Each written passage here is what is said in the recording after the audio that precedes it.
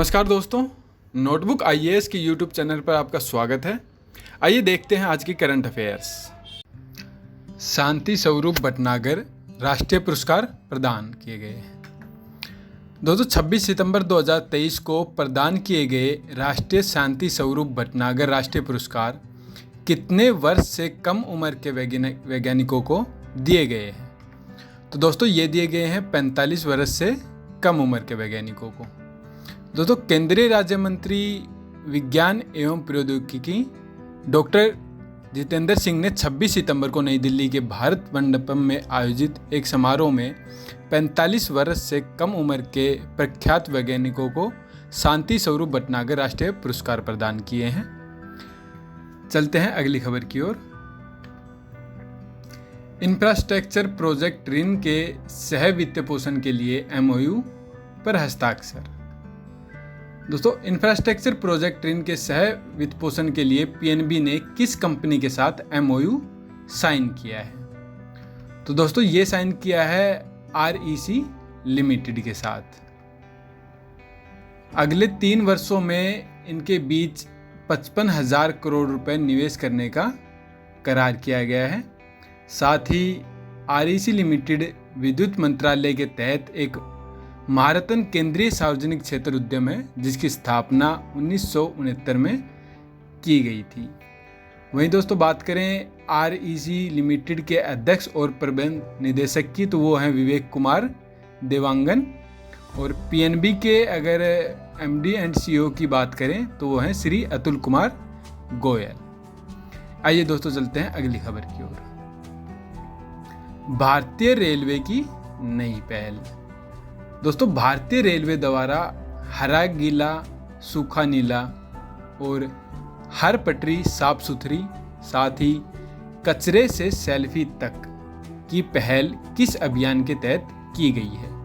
तो दोस्तों यह की गई है स्वच्छता ही सेवा अभियान के तहत। इस अभियान में स्वच्छ संवाद, स्वच्छ रेलवे गाड़ी, स्वच्छ स्टेशन, स्वच्छ परिसर, स्वच्छ आहार और स्वच्छ खाना यानी कि स्वच्छ पेंट्री शामिल है। साथ ही भारतीय रेलवे स्वच्छता ही सेवा स्वच्छता पखवाड़े के तहत 15 सितंबर से 2 अक्टूबर तक एक स्वच्छ रेल प्रणाली की दिशा में काम कर रहा है। आइए दोस्तों चलते हैं अगली खबर की ओर। समुद्री संग्रहालय का उद्घाटन। दोस्तों विशाखापट्टनम में नव पुनर्निर्मित समुद्री संग्रहालय का उद्घाटन किसने किया है? तो दोस्तों यह किया है श्री परसोत्तम रूपाला और श्री जीवीएल नरसिम्हा राव के द्वारा। दोस्तों भारतीय मत्स्य सर्वेक्षण विशाखापट्टनम में नव पुनर्निर्मित समुद्री संग्रहालय का उद्घाटन श्री पुरुषोत्तम रूपाला और श्री जीवीएल नरसिम्हा ने 25 सितंबर 2023 को किया है। अगर श्री पुरुषोत्तम रूपाला की बात करें तो ये मत्स्य पालन, पशुपालन और डेयरी मंत्री हैं और जीवीएल नरसिम्हा राव राज्यसभा के सांसद हैं। आइए दोस्तों चलते हैं अगली खबर की ओर। 13वें इंडो पैसिफिक सेना प्रमुख के सम्मेलन। दोस्तों 13वां इंडो पैसिफिक सेना प्रमुखों के सम्मेलन कहाँ किया गया है? तो यह किया गया है नई दिल्ली में। दोस्तों आपको बता दें भारतीय सेना और संयुक्त राज्य अमेरिका की सेना सहभागीदारी से इस सम्मेलन को करा रही है जो 25 सितंबर से 27 सितंबर 2023 तक नई दिल्ली में 35 देशों की सेनाओं के प्रमुखों और प्रतिनिधियों के साथ 3 दिवसीय सम्मेलन है। वहीं इस मंच का केंद्र विषय शांति के लिए एक साथ भारत प्रशांत क्षेत्र में शांति और स्थिरता कायम रखा गया है। आइए दोस्तों चलते हैं अगली खबर की ओर। मनाली में बीआरओ कैफे का ई उद्घाटन। तो 26 सितंबर 2023 को मनाली में सीमा सड़क संगठन के एक कैफे का ई उद्घाटन किया गया है। तो दोस्तों यह किसके द्वारा किया गया है? यह किया गया है रक्षा राज्य मंत्री अजय भट्ट के द्वारा। दोस्तों आपको बता दें रक्षा राज्य मंत्री अजय भट्ट ने 26 सितंबर 2023 को नई दिल्ली में सीमा सड़क संगठन महानिदेशालय के मुख्यालय का दौरा किया। उन्होंने कई पुस्तकें और सार संग्रह का अनावरण भी किया है। साथ ही दोस्तों बता दें, नेशंस BRO लुकिंग अहेड, जो उत्तराखंड में सीमा सड़क संगठन के कार्यों का एक सार संग्रह और सीमा सड़क संगठन द्वारा विश्व रिकॉर्ड की स्थापना पर स्पेशल डे कवर, उसके साथ वीर गाथा, सीमा सड़क संगठन के गुमनाम नायकों की एक पुस्तक और अधिक ऊंचाई से संबंधित समस्याओं की मेडिकल हैंडबुक भी इसमें शामिल की गई है। आइए दोस्तों चलते हैं अगली खबर की ओर। नवनियुक्ति रंगरूटों को लगभग 51,000 नियुक्ति पत्र वितरित। दोस्तों प्रधानमंत्री श्री नरेंद्र मोदी द्वारा नवनियुक्त लगभग 51,000 रंगरूटों को नियुक्ति पत्र किस कार्यक्रम के तहत वितरित किए गए हैं? तो दोस्तों यह वितरित किए गए हैं रोजगार मेले के तहत। देश भर में चुने गए रंगरूट डाक विभाग, भारतीय लेखा परीक्षा और लेखा विभाग, परमाणु ऊर्जा विभाग, राजस्व विभाग, उच्च शिक्षा विभाग, रक्षा मंत्रालय सहित अन्य सरकारी महकमों में शामिल होंगे। साथ ही दोस्तों आपको बता दें, यह रोजगार मेला देश में 46 स्थानों पर किया जा रहा है। आइए दोस्तों चलते हैं अगली खबर की ओर। कपोल सहकारी बैंक का लाइसेंस रद्द कर दिया गया है। तो दोस्तों यह लाइसेंस RBI ने रद्द किया है। ये किस कारण से किया गया है? तो दोस्तों यह किया गया है अपर्याप्त पूंजी के कारण। दोस्तों फिलहाल कपोल सहकारी बैंक के पास पर्याप्त पूंजी ना होने के चलते RBI ने ये फैसला लिया है।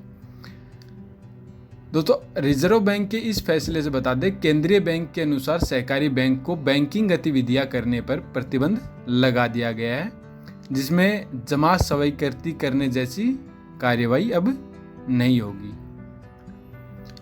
आइए चलते हैं अगली खबर की ओर। अरुणाचल प्रदेश और नागालैंड में बढ़ाई गई एक्सपा की अवधि। दोस्तों केंद्र सरकार ने अरुणाचल प्रदेश और नागालैंड में एक्सपा की अवधि कितने महीने के लिए और बढ़ा दी है? तो दोस्तों यह बढ़ाई गई है 6 महीने के लिए। केंद्र सरकार ने नागालैंड और अरुणाचल प्रदेश में एक्सपा यानी कि सशस्त्र बल विशेषाधिकार अधिनियम को 1 अक्टूबर 2023 से 6 महीने के लिए बढ़ा दिया है। दोस्तों एक्सपा की बात करें तो एक ऐसा कानून है जो सेना और अन्य केंद्रीय अर्धसैनिक बलों को छापेमारी और अभियान चलाने की या फिर बिना किसी की पूर्व सूचना के वारंट के गिरफ्तार किया जा सकता है। आइए दोस्तों चलते हैं अगली खबर की ओर। तालिबान ने भारत से आर्थिक समर्थन और मान्यता मांगी है। तो दोस्तों किस बैठक से पहले तालिबान ने भारत और आर्थिक समर्थन और मान्यता के लिए भारत से आह्वान किया है?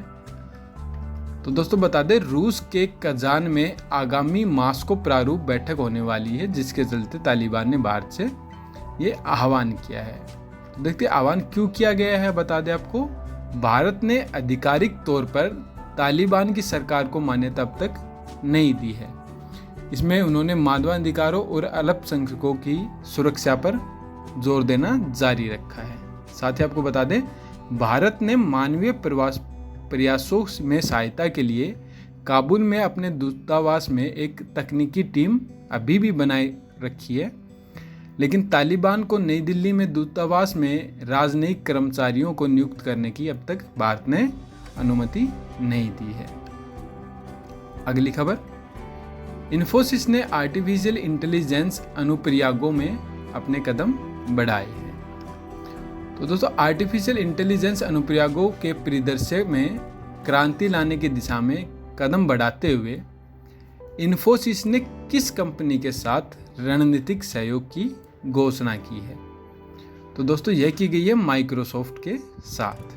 आपको बता दें, साझेदारी का उद्देश्य Infosys Topaz Azure open AI service और यूजर कोग्निटिव सर्विसेज के संयुक्त कौशल का उपयोग करते हुए अत्याधुनिक समाधान विकसित करना है।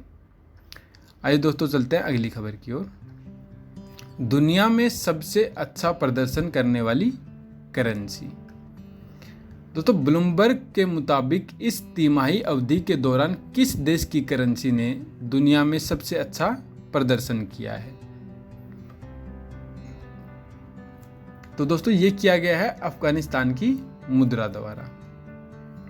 ब्लूमबर्ग के मुताबिक इस तिमाही अवधि के दौरान अफगानी मुद्रा के मूल्य में उल्लेखनीय 9% की वृद्धि देखी गई है। साथ ही दोस्तों अफगानिस्तान की मुद्रा है अफगानी।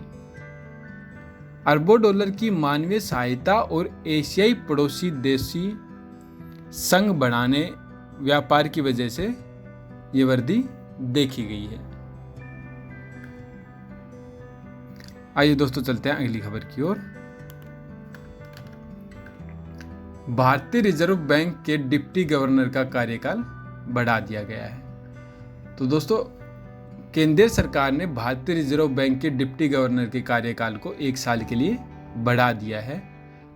तो वो डिप्टी गवर्नर कौन है? दोस्तों उनका नाम है एम राजेश्वर राव।